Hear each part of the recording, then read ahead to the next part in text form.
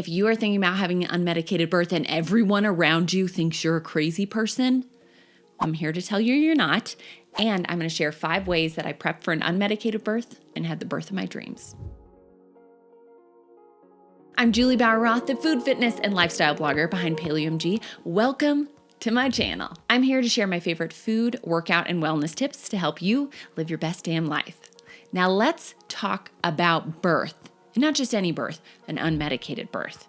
Now there's a million ways to give birth, but if you're interested in having an unmedicated birth, some people call it natural, other people call it unmedicated, whatever you call it. If you're interested in that, let's make it happen. You can make it happen. If I did it, anybody can do it. Well, that's not true. There's all kinds of things that pop up during pregnancy and then pop up during birth. But if your goal is an unmedicated birth, I want to help set you up for success like I did for myself. Who knows if my birth experience was great because I was very lucky, or if it was the prep that went into birth.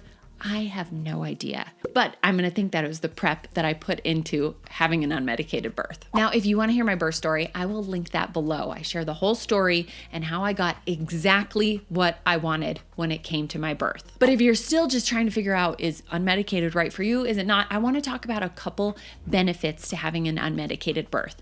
Now, I know this is going to be triggering for some people because that's not always an option. Oftentimes we have to go to an emergency C-section and there's all kinds of things that can come up when you're going into labor. But you can also have a goal of having an unmedicated birth, and that's okay, even if that doesn't happen. So let's talk about some of the great benefits of having an unmedicated birth and why I chose it for myself. So one of the biggest things was about the epidural. When you get an epidural, you are still transferring some of that medication to your baby. This can cause distress to your baby, like a lowered heart rate, which can often lead to a C-section. And this medication can cause things like drowsiness when the baby is born, which can cause them to have issues with latching and breastfeeding, decreased ability to regulate their body temperature. It can even alter neurological behavior and more. It's not great for the baby. And something I didn't even know about epidurals, but I found out later on, is that they have fentanyl in them.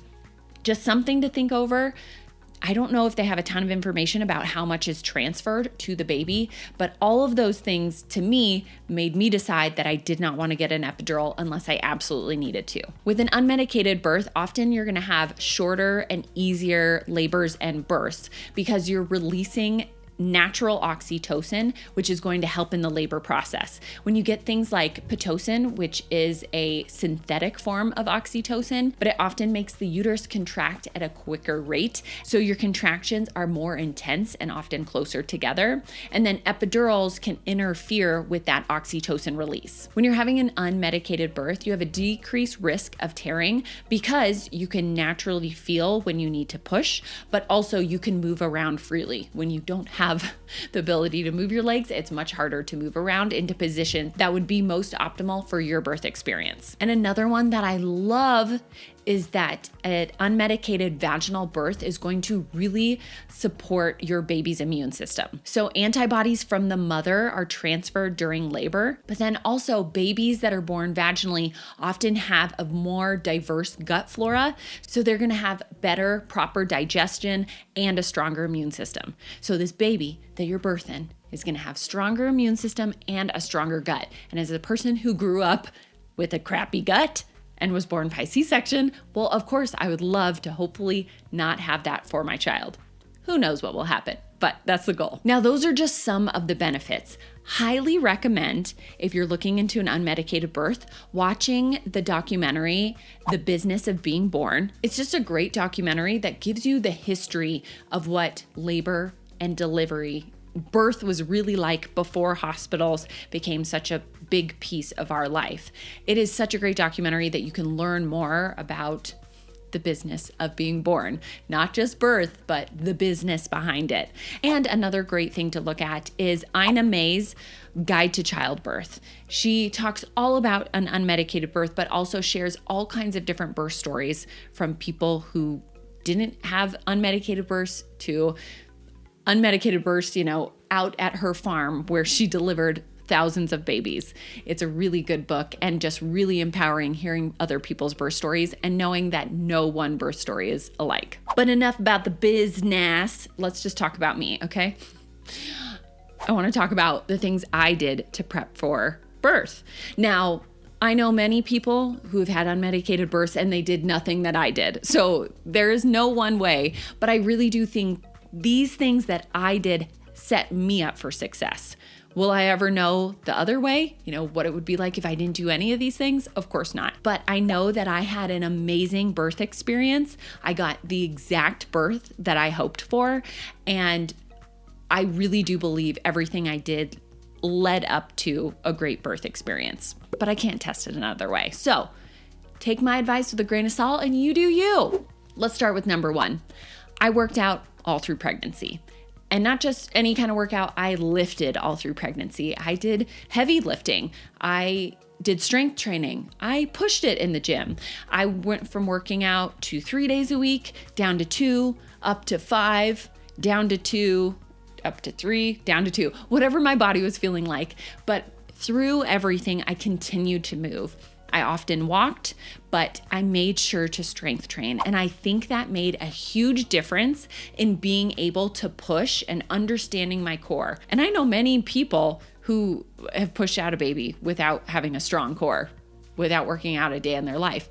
But for me personally, I think it really made a difference. I worked out 39 weeks in a row. And then by the last week, things weren't feeling comfortable anymore. It just didn't feel good to weight lift. And so I just started walking and making sure to relax and rest my body as much as possible. But strength training made a hell of a difference, not only during birth, but in the postpartum recovery period as well. Number 2, chiropractic. I went to a chiropractor starting at probably 18 to 19 weeks because I was experiencing really bad sciatica. And I had heard that going to a chiropractor can get your baby into an optimal position. So I was like, well, why wouldn't I? So I started seeing a chiropractor every 2 weeks. And then I started seeing him every single week towards the end because I wasn't feeling great. My sciatica was really bad just because of the position she was in. But I made sure to see him on a regular basis. I saw him every 2 weeks for a while, and then I started to see him every week for the last few months just because I wasn't feeling great and I wanted to keep my body feeling as good as possible and keep her in the optimal position. If you have a chiropractor who specializes in Webster technique, you'll want to look for that if you're looking for a prenatal chiropractor. Oftentimes they work on babies as well, postpartum, but you'll want to find someone who specializes in Webster technique, and they can often turn your baby. So I've heard many stories of a baby who's breech and the chiropractor is able to get the baby to turn into the optimal position. So keep that in mind. Birth is easier when your baby is in the right position. If they are breech, if they are sunny side up, any of those positions, it is much more painful and labor can be longer. So you want to get them in a better position, and chiropractic can help with that. Number 3. Now this one was totally new to me. I hadn't heard anything about this until a little bit later in my pregnancy. Maya abdominal uterine massage. Now, a friend had told me about this, and I'm so grateful for that. She told me that she knew this woman who did Maya abdominal massages, and the people who went to her had much quicker births, like sometimes in their car, because the uterus was lined up in a perfect position. So I know this might sound freaky. You're like, wait, massage my uterus? Okay, is this internal? No, it's external. Don't worry, it's not invasive. It's all on your abdomen. So the specialist, the massage therapist, is going to do a massage, getting your uterus lined up in the optimal position with your cervix. So a uterus can tilt. It can go off to the side. And so if you have a uterus kind of off to the side and the cervix is down here, well, it has to move into that position with your baby during labor.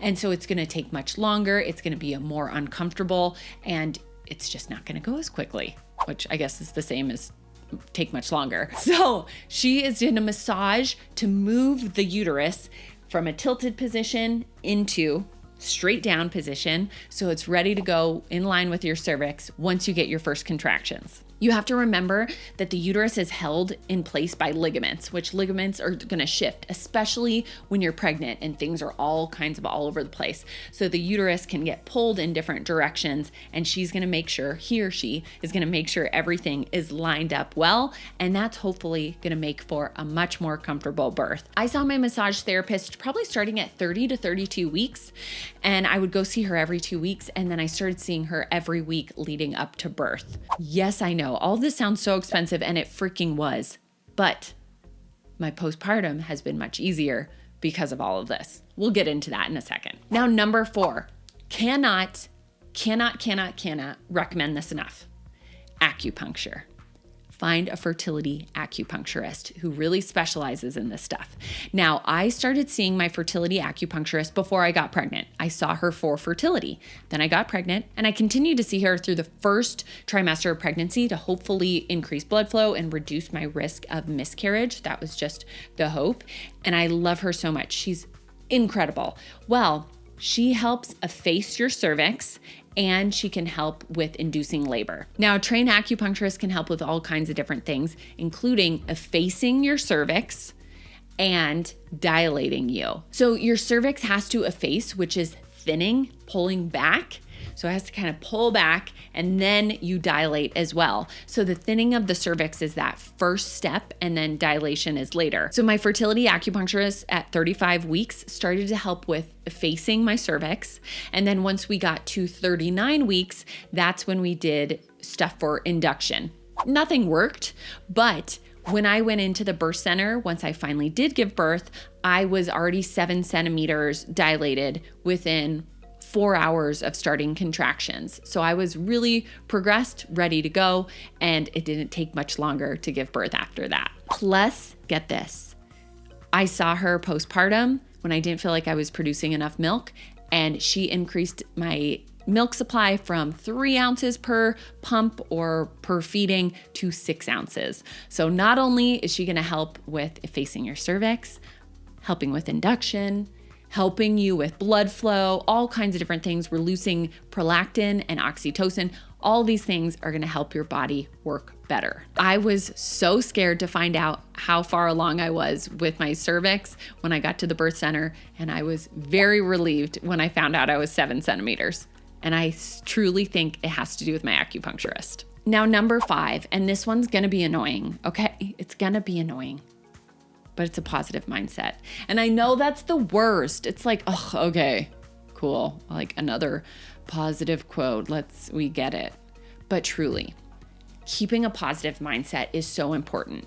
I think there's so much fear around birth, especially in unmedicated birth, if you've never gone through the experience. And it's easy to get wrapped up in your head, especially with the outside noise. When you have insane people telling you that you're insane for wanting to not have medication during your birth, how is that insane? I don't understand. Oh, I don't want to put medication in my body that transfers to my baby. That's insane. No, you can have the birth experience you want. You are not insane. You are completely normal for wanting what you want. And getting rid of the outside noise is so important. Getting rid of the fear is so important. I'm a firm believer that you create your own destiny. Manifest, manifest, manifest. So manifest that shit. Think about what you want and say that's what you're going to have. Don't let your mind wander other ways. Doesn't need to. Who cares? You're going to get what you want and make it happen. Something I did that helped a ton with this was I made sure to not let any negative energy in. I didn't have time for it.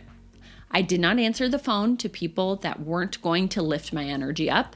I did not respond to text messages. I did not meet up with these people. I did not respond to these people on Instagram. I did nothing. I lived with myself and enjoyed the time I had without a child this last time in my life. And I made sure to do something every single day that fulfilled my life. And for me, it's very simple. I want to go to a coffee shop. I want to enjoy a treat. I want to go to a favorite restaurant. I want to go on a walk. I wanted to do very simple things that I enjoyed, and I did those things. And I made sure to let go of any of the negativity out there. It was not going to come into my positive sphere. Our minds are incredible and we do not give them enough credit. So make sure to not let that fear drown you out, to not let that negativity, that person in your life, no, get rid of it. You don't need it. You are going to have the birth that you want. And if you want to have an unmedicated birth, go for it. Prep your body, prep your mind, and prep your soul for an incredible experience. And then know that it doesn't always go as planned. I went into birth thinking, I want to have this unmedicated birth and I want to experience this. But if something goes wrong, I'm okay with the transfer and I'm okay with needing interventions. But this is my goal and I'm going to stick with it. Be okay with things changing, but know that it's okay to have a goal and to really put all your energy into that. And like I said before, yes, all of this sounds very expensive, and it was. I spent a lot of money during pregnancy. I moved my funds around. I completely changed things, and so I could put money into this birth process because I wanted a good birth experience and I wanted a really good postpartum experience. And I believe that really happened. I haven't had postpartum depression. I haven't had postpartum anxiety. I ate my placenta. I took pills, okay? I didn't just eat it raw, raw dog, but I made sure that I set myself up for success so I could hopefully have a great birth. And then I set myself up for success so I could have a great postpartum experience. Is this all luck? I have no idea. It totally could be. But I've had a great experience and I want to share all these things so hopefully other people can have that experience and not fear birth and not fear an unmedicated birth. Is birth painful? You'll have to watch my birth story video to find that out. But know that you are not a crazy person for wanting to have an unmedicated birth. There are amazing resources out there. There are amazing ways to support your body and your mind as well. And you can make it happen, okay? You can totally do it. And get yourself a doula. Doulas are incredible and they will help you push through whatever you need to in that moment. I hope these 5 different ways help you. Hopefully you can find somebody who does Maya abdominal massage. Hopefully you can find a chiropractor in your area. Hopefully you can find an amazing acupuncturist, or hopefully you can just say, hey, bye outside noise. I don't need ya. Bye negativity. I don't need ya. Because I'm about to do this ish, I'm about to have a baby and then not be pregnant anymore and celebrate. Not being pregnant is the best. It's truly the best. I can't recommend it enough, Getting a baby was totally worth it, but I don't know if I want to do that again, Being unpregnant is pretty great. Well, I hope these helped you out. Go get it, girl. You got this. You're a badass and you're going to make it happen. Don't forget to like and subscribe, and I have a few more videos I think you're gonna like. And remember, you can watch my birth story below. I hope you enjoy all these videos, and I can't wait to share more with you.